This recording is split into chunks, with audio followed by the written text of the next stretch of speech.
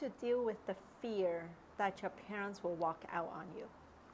So this is something that I'm no stranger to.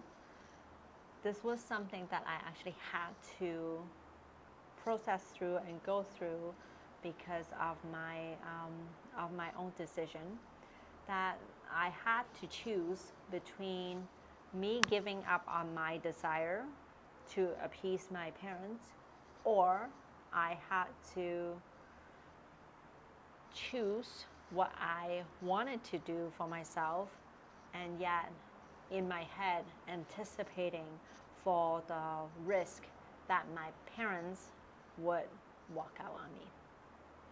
And I want to address this potentially walking out on you part. I know a lot of times we become indecisive in our decision because of the in our head we see what we can potentially lose. And that loss, because like it's our parents, it's our family, that loss can be huge because they have been with us for the majority of our life. And because they are blood family, like your mom, your dad, like our imagination, our expectation is that our parents will love us and accept us no matter what decision we make.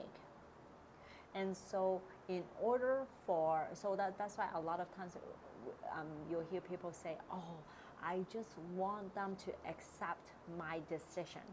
I want them to change, because it is such a devastating feeling to come to terms that your parents actually don't love you unconditionally. Like there is a condition in there. If you don't do what I say, then I will stop loving you. And so in order to go through this, if let's say you're at a point where you have to choose between you and your parents, in order to get through this, is to allow yourself to imagine you have made the choice for you, and you imagine your parents walking away. Not going to talk to you again, not going to show any love again, just walking away.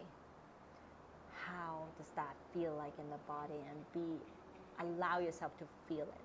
That's called processing the emotions, acknowledging our emotions, so that we can actually feel it in our body. Because the worst thing that we're always afraid of is the feeling, right? Oh my gosh, what if my mom walks out on me? That feeling is so huge and grand that it's like, I don't think I can handle it. But when you allow yourself to actually be in the emotion, once you can feel it, then it, on the other side of it, it won't feel as big. You may be like, okay, well, it's still bad if, let's say, you make your choice and they still walk on you. It's still very painful, and yet you know that you have already gone through it. You have gotten a taste of it, and so you know what you're expecting. So at least you can make a decision based on that sound,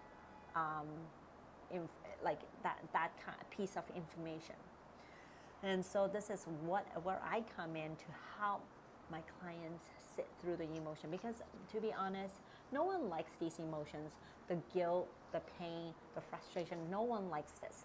So it can be very difficult if you don't know how to do it to begin with. It can be very difficult to sit in the emotion, because these emotions can be so big that it feels like, oh my gosh, it's never ending.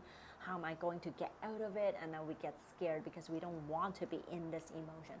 And that's where I come in to guide you through it, to hold space for you so that you can be in it. And I will bring you back out of it so that you know you're not in it all the time.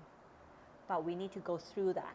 In order to go through that, then your body will be like, okay, I know it was bad, but it wasn't as bad as I thought. So then now, then what decision am I going to make for myself?